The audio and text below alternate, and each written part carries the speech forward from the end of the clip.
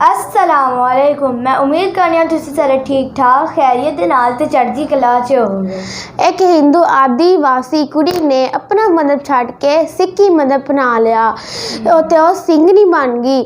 ਸਾਰੀ ਕੀ ਗੱਲਬਾਤ ਹੈ, ਖੈਰ ਆਪਾਂ ਚੱਲਦੇ ਹਾਂ ਦੀ ਵੀਡੀਓ ਤੇ ਬਾਅਦ ਜਿਸ ਕਰਨੀ ਗੱਲਬਾਤ ਤੇ ਵੀਡੀਓ ਸ਼ੁਰੂ ਕਰਨ ਤੋਂ ਪਹਿਲਾਂ ਸਾਰੇ ਵੀਰਾਂ ਭਰਾਵਾਂ ਨੂੰ ਬੇਨਤੀ ਹੈ ਕਿ ਮੇਰੇ ਚੈਨਲ ਨੂੰ ਲਾਈਕ सब्सक्राइब ਤੇ शेयर कर दियो। तो आप चलते हैं दी वीडियो गो।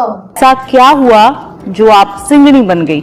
सुखानी आंदोलन सिंह जो चल रहा था 2021 में, वही मैं प्रभावित हुई सिक्खी से और वही मैंने फिर वहाँ पर वही बना पा लिया। सबसे ज्यादा आपको किस चीज ने प्रभावित किया सिक्खी की ओर आने के लिए? सामने मरकर जाने को तैयार है लेकिन पीछे हटने को तैयार नहीं। तो मैं जहाँ रहती हूँ वहाँ मुझे मेरी सोच पे इस तरीके की सोच वाले मुझे नहीं मिले। सिखों के बारे में मैं बहुत अलग सुनती थी। मैं जिस एरिया में रहती हूँ वहाँ कोई सिख नहीं है, वहाँ आसपास कोई गुरुद्वारा भी नहीं है, कोई निशान साहिब आपको नहीं मिलेगा। सिखों के बारे में क्या सुनती थी, क्या सोच रखती कि थी? ये तो खालिस्तानी लोग हैं, आतंकवादी लोग हैं। हम तो पग बांधे हुए लोग देखते थे तो मुझे तो लगता था कि ये पता नहीं हमारे साथ मारपीट करेंगे, कहीं हमें उठा के ना ले जाए। तो जब मैं पहली बार गई वहां पर जो बैठे हुए थे उन्होंने मुझसे पूछा कि आप कहाँ से आए हो, तो मैंने उनसे कहा मैं छत्तीसगढ़ से आई हूँ। उन्होंने ये नहीं बोला कि मैं आदिवासी हूँ, उन्होंने सिर्फ ये बोला था कि मैं छत्तीसगढ़ से आई हूँ। तो उनका पहला सवाल मुझसे था कि आप नक्सलाइट तो नहीं हो। बात मुझे बहुत चोट पहुंचाई वो बात। तो मैंने भी उनसे बोला कि अगर आपको मैं नक्सलाइट दिखती हूँ तो मुझे भी आप खालिस्तानी दिखते हो। जो संघर्ष करने वाले लोग हैं, हमें अधिकारों के लिए हर स्टेट में लोग लड़ रहे हैं, लेकिन जो अपने जिस तरीके से लड़ रहा है उसको वहीं पर सिमट कर रखने के लिए कि दूसरे लड़ने वाले इनके साथ ना मिल जाए। ये तो उसका प्लान है कि किसी को आतंकवादी बोल दो, किसी को खालिस्तानी बोल दो, किसी को माओवादी नक्सलाइट बोल दो।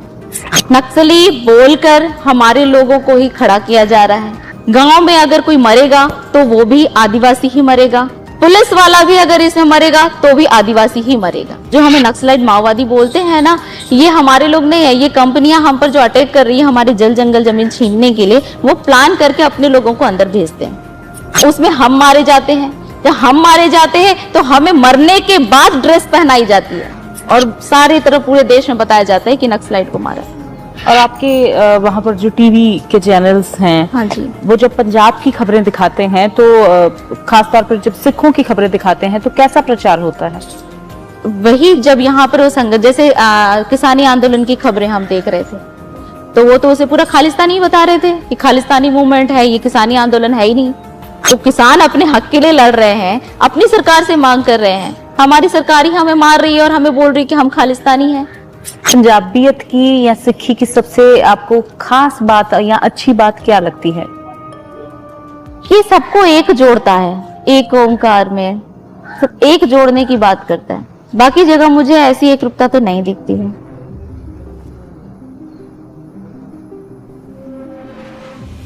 वैसे तो दुनिया भर ਦੇ ਵਿੱਚ ਤੁਹਾਨੂੰ ਸਿੱਖੀ ਦੀਆਂ ਬਹੁਤ ਮਿਸਾਲਾਂ ਮਿਲ ਜਾਣਗੀਆਂ ਕਿ ਸਿੱਖੀ ਤੋਂ ਪ੍ਰਭਾਵਿਤ ਹੋ ਕੇ ਜਿਹੜੇ ਵੱਖ-ਵੱਖ ਧਰਮਾਂ ਦੇ ਕਹਿ ਲਓ ਹੋਰ ਕਮਿਊਨਿਟੀਜ਼ ਦੇ ਲੋਕ ਸੀ ਉਹ ਵੀ ਸਿੱਖੀ ਨਾਲ ਜੁੜ ਗਏ।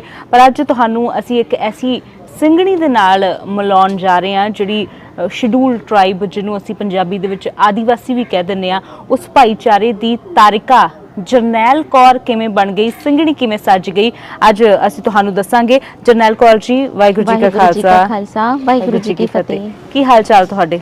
ਵਧੀਆ ਜੀ। पंजाबी दे विच कंफर्टेबल हो या हिंदी दे विच? हिंदी दे विच। हिंदी च? हाँ, ठीक है। सबसे पहले तो ये बताएं कि ये जब आपने फैसला लिया कितने समय पहले लिया और ऐसा क्या हुआ जो आप सिंगनी बन गई?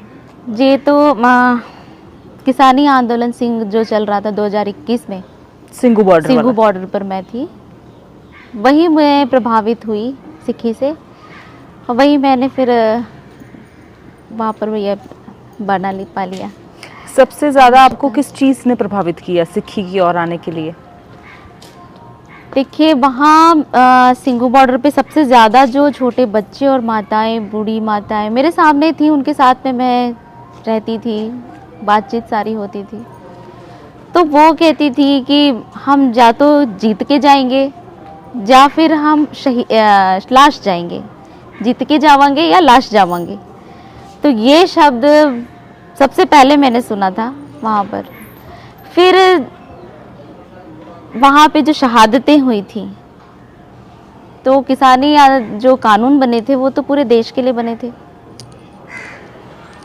लेकिन सिखों में ही ऐसी क्यों बात थी कि वही इसके लिए इतना आंदोलन किया और उसके लिए शहीद भी हो गए। सरकार ने इतना उनको बहुत ज़्यादा प्रताड़ित किया, फिर भी वो डरे नहीं, झुके नहीं। फिर क्योंकि मैं भी अपनी लाइफ में बहुत स्ट्रगल कर रही हूँ, तो मैं जहाँ रहती हूँ वहाँ मुझे मेरी सोच पे इस तरीके की सोच वाले मुझे नहीं मिले। कहाँ से रहनी है? मैं छत्तीसगढ़ से हूँ, रायगढ़ डिस्ट्रिक्ट। हमारा एरिया जो जहाँ हम रहते हैं वो सारा एरिया औद्योगिक एरिया है। आपको पता है कि आदिवासियों की ज़मीनों में बहुत सारी खनिज संपदा होती है, तो वो सारी हमसे लूटने के लिए कई लोग वहाँ हम पर कई तरीके से सरकार भी हम पर गलत तरीके से हमारी चीज़ें लूटकर उद्योगपतियों को दे देती है। उद्योगपति भी सरकार के साथ में मिलकर, सरकारी अधिकारियों के साथ में मिलकर हमारे लोग आदिवासियों पर बहुत जुल्म करते हैं। तो लोग डर जाते हैं इन चीज़ों से, फिर सरकार के साथ में लड़ने की हिम्मत नहीं करते हैं।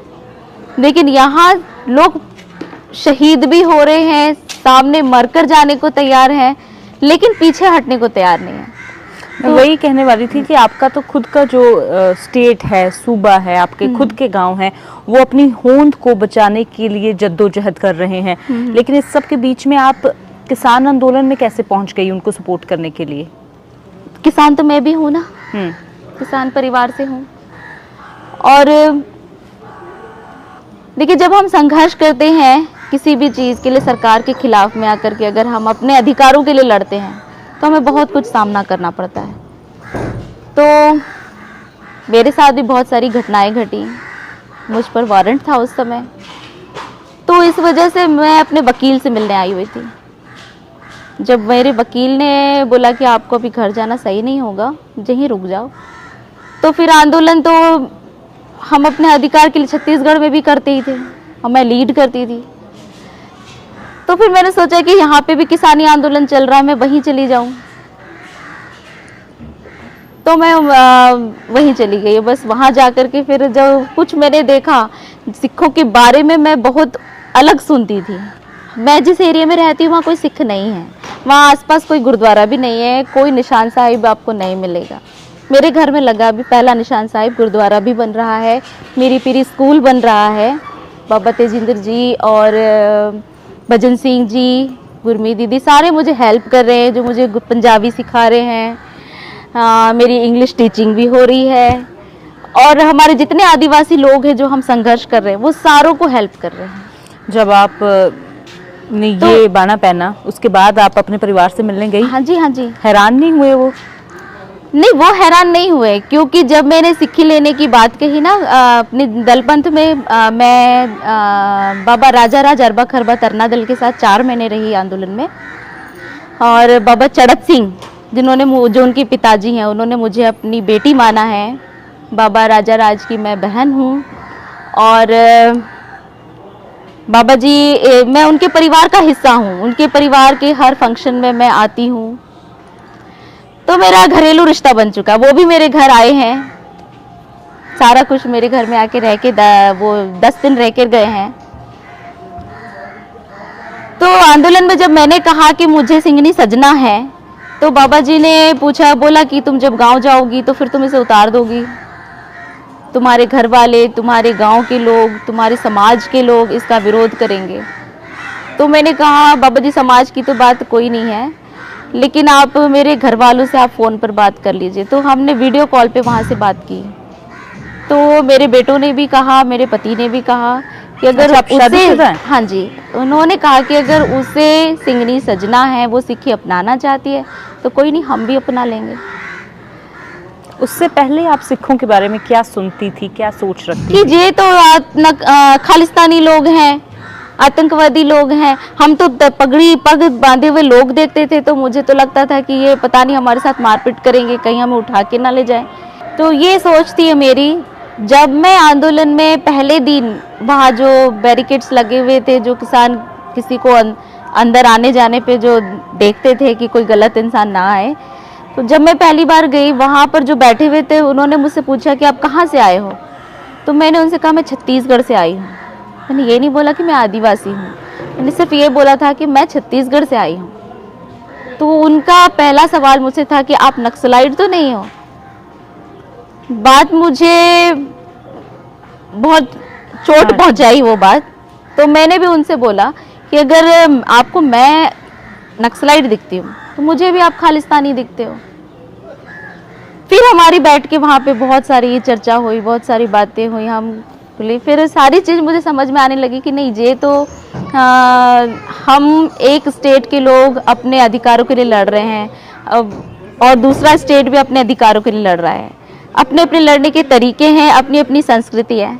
ये तो उसे हमें लड़ने वालों को, संघर्ष करने वालों को एक दूसरे से दूर करने का तरीका है ना। एक दूसरे से हम ताकि एक दूसरे से ना मिलें, ताकि हमारे संघर्ष अपने अपने क्षेत्रीय संघर्ष होके रह जाएं। आपने फिर ये बात मानी कहीं ना कहीं जरनैल कौर जी की हम लोग सब एक ही हैं, हाँ जी, मुद्दे हाँ भी सब एक ही हाँ हैं, जी। लेकिन हम सबको बांट दिया गया है। हाँ जी, बस यही तो मैं बोल रही हूँ कि हम छत्तीसगढ़ के लोगों को अगर नक्सलाइट बोल दिया तो यहाँ सारे पंजाब के लोग हमें बोलते हैं कि ये गलत लोग हैं, ये तो हमले करते हैं, साधारण लोगों को पकड़ लेते हैं, मार लेते हैं। हमें वहाँ बताया जा रहा है, जो मीडिया, नेशनल मीडिया वगैरह चलती हैं, वो यही बताती हैं, हमें वहाँ बता रही कि ये खालिस्तानी लोग हैं।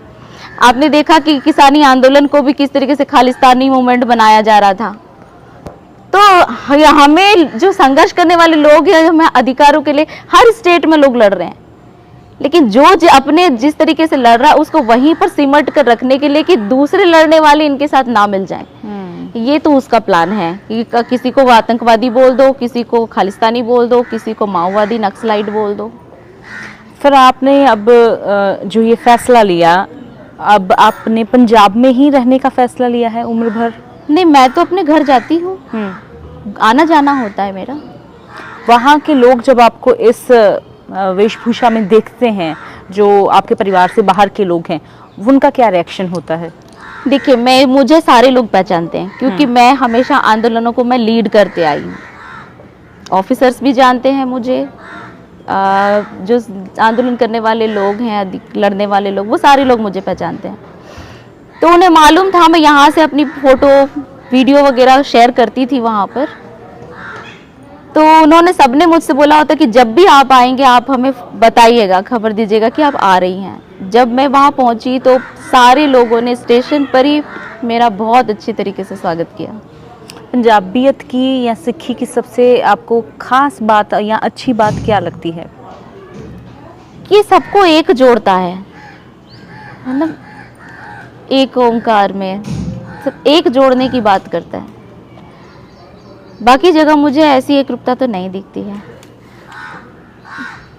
और फिर देखो, दूसरों के लिए जो शहीद हुए हैं, शुरू से इतिहास से देखिए, गुरु साहिबों का कितने शूरवीरों का, कितने जर्नैलों ने जो शहादत दी है, अपने लिए नहीं दी है ना, दूसरों के लिए दी है।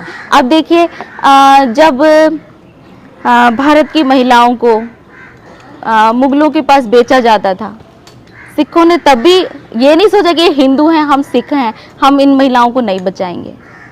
वो उनके लिए मरे भी, निकले भी, शहीद हुए। फिर दूसरा, गुरु तेग बहादुर को, उनको भी मैंने समझा कि गुरु तेग बहादुर ने भी क्यों अपनी शहीदी दी है। फिर जब भारत आज़ाद हुआ, आप वहाँ भी सिखों की संख्या सबसे ज़्यादा देखते हैं, 80% तक है ना। तो पूरा भारत गुलाम था, पूरा भारत आज़ाद हुआ उस संघर्ष से, लेकिन शहीदी तो 2% सिखों ने किस तरीके से दी होगी। उनके अंदर वो प्रेरणा कहाँ से आती है? किसानी, या फिर अभी का जो है वो तो किसानी आंदोलन, ये तो वर्तमान की बात है।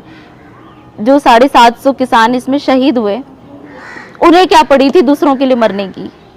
और भी प्रदेश के लोगों को आना चाहिए था आंदोलन में, वो क्यों नहीं निकल करके आए? वो क्यों अपने घरों में बैठे थे? किसान तो सभी जगह है। तो ये बात मुझे बहुत सिक्की में बहुत अच्छी लगी। जब मैं वहाँ आंदोलन में गई तो मैं सुनती थी, वहाँ पे जब कीर्तन होता था, पाठ होता था स्टेज में, तो वहाँ बाणी बोली जा रही थी कि सूरा सो पहचानिए जो लड़े दीन के हेत, पुरजा पुरजा कट मरे कबू न छड़े खेत। समझती हैं आप तो इसका हमारी मतलब? हाँ, तो हमारी जो लड़ाई है छत्तीसगढ़ में, हम जो संघर्ष कर रहे हैं शेड्यूल ट्राइब के लोग, वो तो यही लड़ाई है हमारी। तो ये चीज़ मुझे जिसकी वजह से मैं किसानी आंदोलन में वहाँ पहुँची थी, जिसकी वजह से मेरे ऊपर वारंट निकला था, उसके लिए मुझे वहाँ कोई साथी नहीं मिला। पर जहाँ तो एक समाज, एक कौम मुझे मिल गया था उसी सोच का, तो मैंने कहा मुझे तो इसे ही अपनाना है। जनरल कौर जी, जैसे पंजाब में बहुत से ऐसे मामले कई बार सामने आते हैं कि जो जवान लड़के हैं, यूथ हैं, झूठे मुकदमे उन पर डाल दिए जाते हैं और बाद में कह दिया जाता है कि ये तो गर्म ख्याली थे, ये तो अलग राज्य की मांग कर रहे थे, और उनको जेलों में कई बार डाल दिया जाता है। अगर हम आपके छत्तीसगढ़ की बात की जाए तो वहाँ पर नक्सलाइट माओवादी बहुत सुना जाता है, तो उनका वहाँ पर एक बैकग्राउंड क्या है वो हम जानना चाहेंगे। वहाँ पर इस तरह के हालात कैसे बन जाते हैं? देखिए, हमें आदिवासियों में को जो है, शेड्यूल ट्राइब के लोगों को अपनी आत्मरक्षा के लिए शस्त्र का अधिकार है।